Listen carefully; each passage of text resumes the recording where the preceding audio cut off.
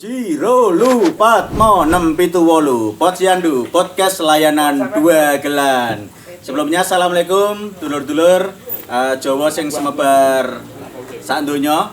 Ana dulur-dulur Jawa sing manggon ing Suriname, Belanda, Hong Kong, Tiongkok, Singapura, Brunei, Malaysia, Arab, Taiwan, Makau lan sak piturute. Mergone yen dulur-dulur iki ora disebut biasane langsung di mention inbox. Nah ini semuanya insya Allah semuanya udah kesebut. Biasanya Posyandu ada bintang tamu atau lintang dayah gue seniman, artis, pelawak. Tapi malam hari ini ada hal yang berbeda. Ada dari model ya Mas ya. Ada Bapak Aris Nuryanto SHMH. Tepuk tangannya yuk. Makasih, mangatus. Ya ini Mbak Aris. Mungkin dulur-dulur bisa lebih kenal dekat dengan panjenengan. Alangkah lebih baiknya ini memperkenalkan diri terlebih dulu. Ya, sebenarnya ini tadi yang disebutkan juga bisa benar juga bisa salah. Masalah model tadi, tapi modelnya mungkin majalahnya berbeda. Jadi majalah kursus ya. Tapi enggak loh, panjenengan itu luar biasa, ada aura bintangnya. Bintang kejora atau bintang apa ini? Pak Aris, ini kalau boleh tahu, panjenengan itu bergerak di bidang apa nih Pak Aris? Ya, jadi kita memang selama ini kan bergerak di bidang pelayanan bahan bakar, tapi khususnya yang industri. Jadi kita mungkin banyak masyarakat belum tahu untuk suplai bahan bakar itu selama ini tahunya hanya pompa bensin. Kemudian banyak juga yang hanya tahu mengenai masalah Pertamini, mungkin ya itu sebenarnya nggak boleh, tapi kita memang bergerak di industri Pak. Jadi kayak semacam kita suplai ke pabrik, kemudian ke tanker-tanker, itu adalah pelayanan-pelayanan khusus yang saat ini kami sebagai partner dari Pertamina. Karena sebagai prinsipal, di mana di negara ini memang untuk pelayanan BBM mayoritas pasarnya dikuasai oleh Pertamina, seperti itu. Dengan infrastruktur yang sangat memadai dari Sabang sampai Merauke. Dan di sini di depan saya ini ada company profile. Sama juga dengan yang panjenengan pakai atributnya, ada SHA. Apa itu SHA, Pak? Ya, kalau saya sendiri sih sebenarnya memang dulu perusahaan keluarga awalnya. Jadi itu sumber hidup agung dulu kita sebagai agent dari zaman minyak tanah Pak, transportasi dan sebagainya. Tahun berapa itu? Kita sudah bergerak dari tahun 92, cuman kita diambil secara profesional itu tahun 2015. Jadi semenjak 2015 itu kita sudah bergerak secara profesional, di mana diakuisisi dari saham keluarga, kemudian diakuisisi pemegang saham dengan manajemen baru, dengan manajemen yang berbeda tentunya. Karena selama ini Pertamina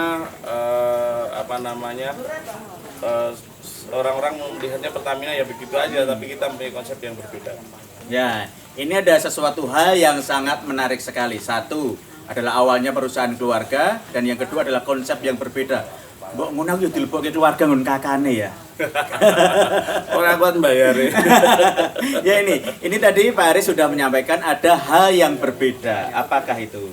Jadi selama ini kan orang berbicara pelayanan bahan bakar itu kan sepele ya, tapi memang itu ternyata nggak sepele itu. Jadi kalau sebenarnya kalau bilang kayak saat ini banyak masa pandemi itu orang bilang lockdown ya. Ya kalau kami di lockdown ataupun bagian hilir ya, kita bisnis di bisnis hilir Pertamina, itu kita di lockdown ya semua bakalan lockdown, nggak usah susah sebenarnya. Karena kalau kita berhenti operasi, banyak transportasi juga akan berhenti dan banyak pola-pola distribusi akan berhenti. Jadi semacam itu.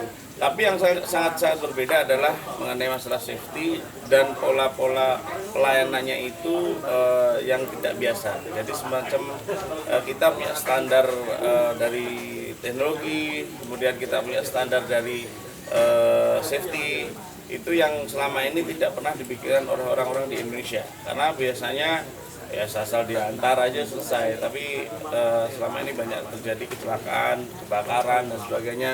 itu banyak terjadi dalam proses-proses distribusi BBM di Indonesia. Mungkin itu Pak yang. Berarti ini yang membedakan PT SHA dengan perusahaan yang lainnya. Iya betul, karena memang kita dulu dari perusahaan lokal, kemudian dari perusahaan lokal kita 2015, kemudian 2017 kita sudah region, kemudian alhamdulillah 2020 ini kita sudah menjangkau nasional. Jadi kita sudah memiliki 4 armada tanker yang saat ini beroperasi di Papua, Surabaya, sama Tanjung Priok dan Cirebon. Jadi kalau pola-pola ini sudah terdistribusi dengan baik, sistem dengan baik, saya rasa sih bisa meningkatkan daripada industri di Indonesia. Karena memang industri di Indonesia masih tergantung pada suplai bahan bakar minyak, khususnya untuk solar B30 ya, yang saat ini harus sesuai aturan pemerintah harus menggunakan dengan spek tersebut, gitu Pak. Ini Pak Aris, ada harga dan distribusi, apakah ini sudah tercakup dalam hal tadi? Ya kalau harga jelas, karena kan kita bicara distribusi kan, kami saat ini menggunakan armada-armada yang standar Eropa. Jadi kalau dari standar armada itu berbeda. Kalau dulu kan orang bicara armada ya mungkin Dino, Fuso apa Jepang dan sebagainya, kita nggak menyebut merek ya, tapi intinya standar safety yang kita pakai itu memang safety dari Eropa. Makanya berbeda sekali dengan saat ini kita menggunakan sensor, kemudian dari sisi keamanannya kita menggunakan teknik-teknik sensor yang memang sangat berbeda sekali, di mana itu untuk menjaga volume, menjaga bagaimana itu safety-nya, di mana tidak terjadi kebakaran. Apabila terjadi kebakaran pun dengan satu switch sudah selesai. Mungkin itu Pak perbedaan yang mencolok daripada yang lain-lain, karena dulu kan kita tahu namanya BBM kencing ya Pak. Nah itu seperti itu tidak akan terjadi di kami. BBM kencing. Lucu juga nih, kalau biasanya guru kencing berdiri, murid kencing berlari. Tapi untuk SHA nggak ada. Nggak ada, ini kencing-kencingan tidak ada Pak, karena sudah menggunakan sensor di mana semua tergantung dari valve yang itu. Memang harganya mahal investasi kami, tapi memang banyak manfaatnya. Jadi selama ini ya kita pelayanan kepada customer, di mana customer butuh pelayanan yang baik, pelayanan yang memuaskan. Nah itu salah satu jawabannya adalah teknologi. Ya itu yang kita pakai untuk menjawab selama ini di Indonesia adanya BBM kencing, ya itu sudah nggak ada lagi. Nah itu perbedaan yang sangat mencolok di antara pemain-pemain yang lain Pak. Berarti bisa dikatakan untuk SHA ini sangat terpercaya sekali. Ya kalau masa terpercaya itu karena kita juga dilihat dari sistem dan alat yang kita pakai. Jadi masalah kepercayaan itu selama ini kita terbukti bahwa kita salah satunya pemain lokal, di mana SHA Solo ya, dengan kata-kata Solo kita bisa merambah ke Papua, kemudian ke Kalimantan. Itu bukan suatu hal yang mudah, tapi artinya dengan profesional, dengan bekerja dengan sistem dan alat-alat yang canggih, itu menjawab semua tantangan yang diberikan oleh pemerintah selama ini, khususnya untuk distribusi yang benar. Karena selama ini banyak pencurian BBM juga nilainya sangat besar, karena kan kerugian di BBM itu ya kita boleh melihat aja bahwa komoditi ini satu kali supply nilainya ya mungkin bukan hanya ratusan juta, itu lebih gitu. Jadi harus sangat-sangat hati-hati dengan banyak-banyak juga sistem dan cara yang memang harus benar, khususnya itu ya. Ya ini Pak Aris, kembali ke segmentasi pelanggan, siapa saja ini yang disasar dari PT SHA? Kalau segmentasi pelanggan yang jelas kita yang paling besar adalah kita support untuk nelayan yang besar ya. Nelayan bukan nelayan untuk subsidi, tapi nelayan yang memang dia operasionalnya sampai ke Indonesia Timur, Papua dan sebagainya.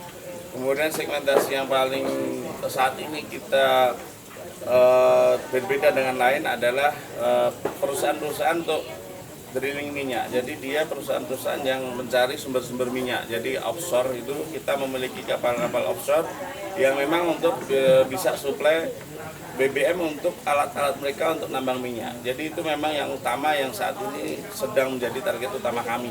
Kalau untuk pabrik Solo Raya mungkin kita market share kita udah lebih daripada 80% Pak. Kalau untuk pelanggan-pelanggan kecil itu? Tetap juga kita ambil tapi via darat. Jadi keunggulan kami adalah kita memiliki armada darat dan memiliki armada laut. Itu tidak semua agen ataupun semua pemain di Indonesia ini memiliki kelebihan memiliki armada darat dan memiliki armada laut. Itu yang mungkin sangat membedakan kami dengan pemain yang lain.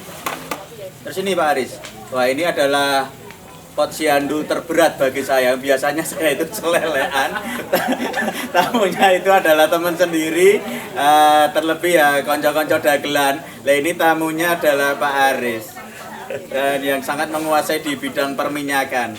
Aku ki Bu ngertine yo gur minyak nggon rai iki pokoke anggere nglengok. Lagi bahasane dhuwur banget. Tapi nggak apa-apa, ini biar dulur-dulur posyandu juga paham ya. Paling enggak kita bisa tahu lah mengenai perminyakan dan apa itu sebenarnya dari SHA. Ini memang awalnya dari perusahaan keluarga yang berdiri di tahun 92. Cukup lama Pak, jadi memang banyak masyarakat saat ini ya hanya peduli bahwa mengenai masalah suplai itu terlihat dari pompa bensin saja. Tapi yang pasti kalau bicara mengenai masalah Indonesia ini memaju ya ini yang harus dikembangkan sebenarnya, dorongannya di masalah BBM industrinya. Kemudian kan semua distribusi di Indonesia ini negara maritim itu semua dari kapal.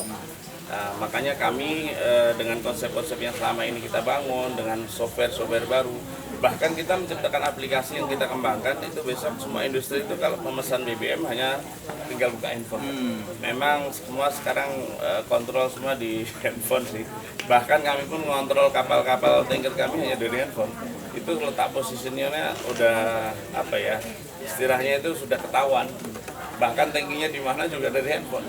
Semua untuk ke depan kayaknya memang satu live dari semua kontrolnya dari handphone kayaknya seperti itu Pak. Bisa dikatakan handphone ini adalah jendela dunia gitu ya, ya Pak betul. ya. Ya seperti dulu Microsoft bilang bahwa semua orang besok akan bicara dari handphone karena semua mungkin matikan AC, matikan semua dari handphone. Kita beli apa semua ya sekarang udah terbukti sih Pak. Kita mau beli apa juga pakai handphone juga bisa.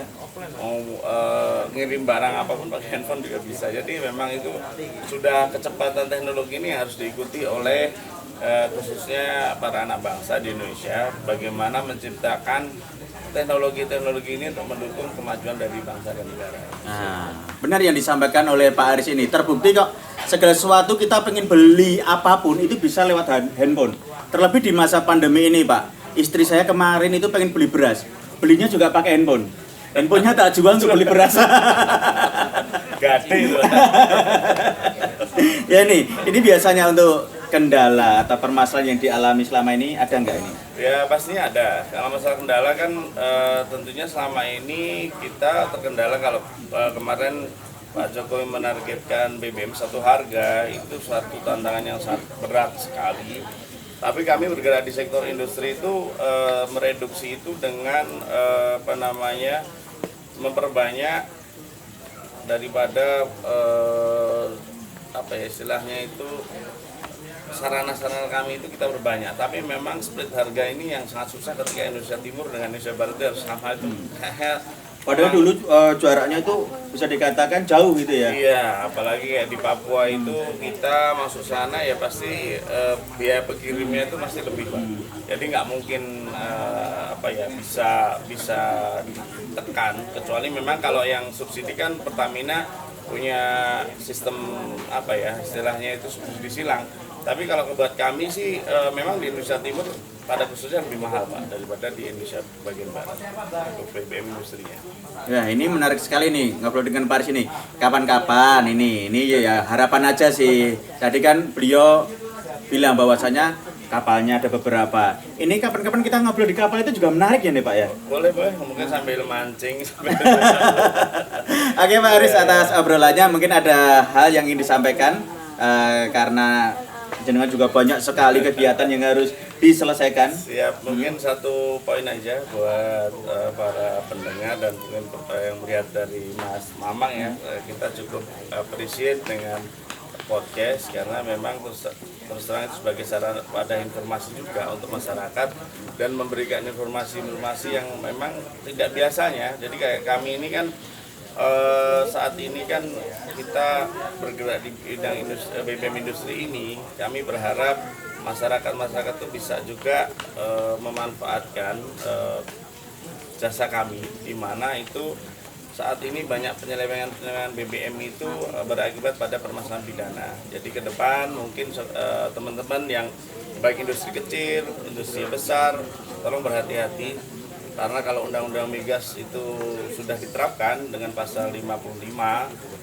itu akan sangat berat sekali. Makanya kita untuk menjaga daripada defisit negara sebaiknya kita memanfaatkan sarana dan aturan yang benar, khususnya dalam upaya untuk meningkatkan pembangunan dari negara ini. Mungkin itu aja Pak yang bisa saya sampaikan.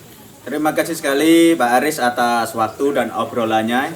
Tentu saja banyak sekali menambah ilmu bagi saya secara pribadi dan dulur-dulur yang setia dengan Posyandu. Sukses terus untuk SHA dan panjenengan juga diberikan kebahagiaan, kesehatan, seger waras selawase. Matur nuwun. Apabila ada kurang dan salahnya dalam obrolan kali ini, saya mohon maaf yang sebesar-besarnya. Jangan bosan-bosan selalu nonton Posyandu, podcast layanan 2 gelan.